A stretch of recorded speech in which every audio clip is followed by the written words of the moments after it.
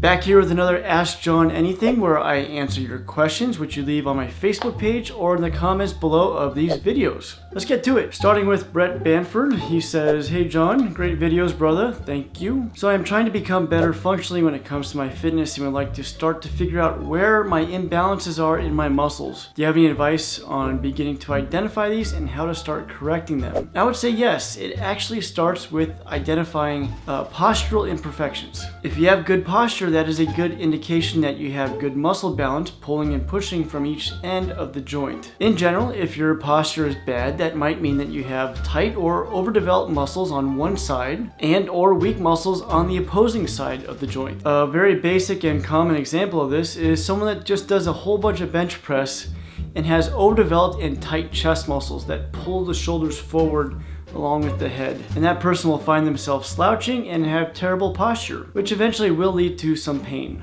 one day or another. Of course, this specific example gets compounded by sitting at a desk and just life in general. And of course, the solution to this is not to just stretch the pecs, which is a good idea, but also to put an emphasis on strengthening the upper back, which is the opposing muscle group to the chest. Over time, this will help to correct the postural problem, or at least keep it from getting worse. All right, next question. Magnus Holmhagen says, "Should I lift weights to get stronger in bodyweight exercises? For example, do shoulder press to get better at handstand push-ups. Would be nice if you could talk about this subject in a video, calisthenics, gymnastics, and weights." And I say yes, I think so. I personally noticed a big leap in my strength and power when I began lifting weights in college, along with doing the bodyweight training exercises in gymnastics. I think it's a good idea. Next question. Mama J. Defa says, "Is it the warm-up exercises you did while practicing gymnastics, or is it one of your own from experience? Thank you. I'm coaching young gymnasts and looking for a warm-up exercise to change my routine. Also, I want to say your channel is great. Thanks for sharing it. Thank you." And yes, that routine and the dynamic warm-up is something that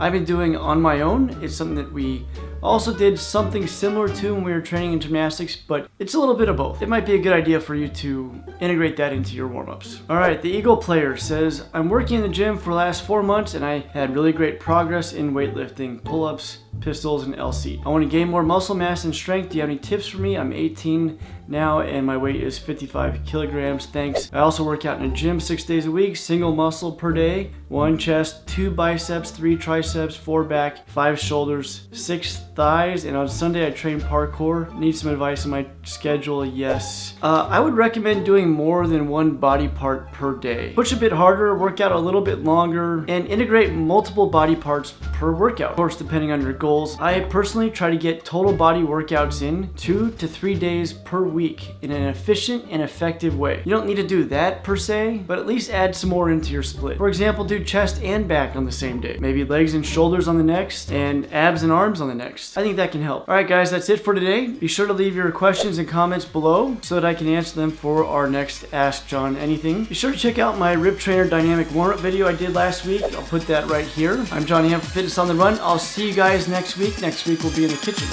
Take care.